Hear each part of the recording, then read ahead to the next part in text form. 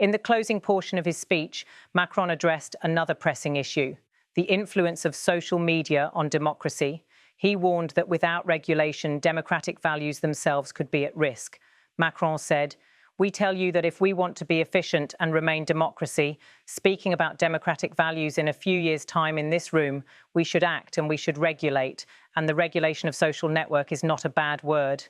This is just a necessity." His remarks tapped into a growing global debate. From misinformation to hate speech, unregulated digital platforms have been criticised for undermining democratic discourse. Macron framed regulation not as censorship, but as a safeguard necessary for the survival of democratic values. Macron's speech at the awards ceremony reflected not just gratitude, but urgency.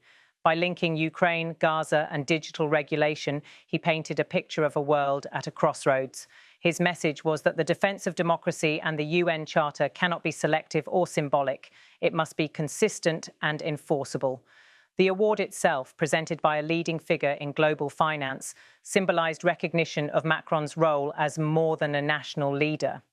But his words revealed the weight of responsibility he feels as Europe faces its gravest security crisis in decades, and as global institutions face growing scepticism.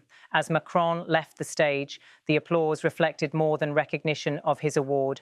It was acknowledgement of the themes he raised: solidarity with Ukraine, consistency in applying international law, and the defence of democracy in the digital age.